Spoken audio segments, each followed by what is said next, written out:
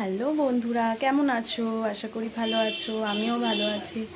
তো তোমাদের সাথে শেয়ার করেছিলাম যে আমার চুলের মধ্যে একটু প্রবলেম হচ্ছিল। তো তোমরা জানো যে ওর জন্য ওষুধও খেয়েছি আর কি। তো এখন ওই প্রবলেমটা অনেকটাই গেছে। দেখো, চুল অনেকটাই ভরাট হয়ে গেছে।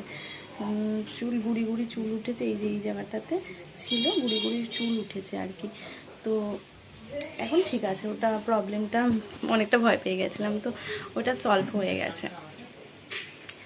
তো খাওয়া দাওয়াও কমপ্লিট হয়ে গেছে। সকালে আজকে রান্না হয়েছিল হচ্ছে গোবিন্দভোগ চালের আর আলু সিদ্ধ দিয়ে ঘি দিয়ে খেয়েছি।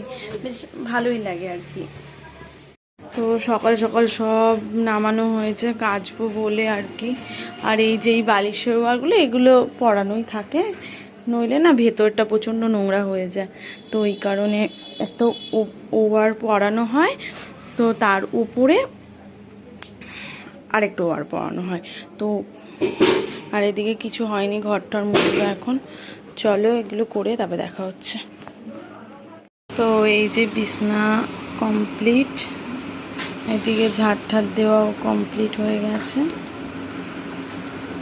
ঘরটা শুধু মুছবো আর কি। তো সকাল সকাল সবার আজকে হাঁসের মাংস খেতে ইচ্ছা করেছিল, তো এই কারণে বাড়িতে হাঁস নিয়ে এসছে। এটা হচ্ছে মাই কাটবে আর কি। আর আমি হাঁসের মাংস ঠিক রান্না করতে পারি না, তো ওর জন্য মা করবে।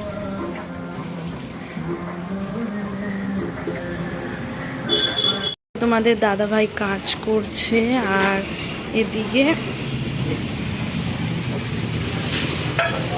এদিকে মা হাঁসের মাংস রান্না করছে, কারণ আমি অতটা ভালো পারি না। আর এদিকে ডাল, তারপরে উচ্ছে ভাজা, আলু ভাজা, তারপরে পটল ভাজা আর কি, এই সমস্ত রান্না কমপ্লিট।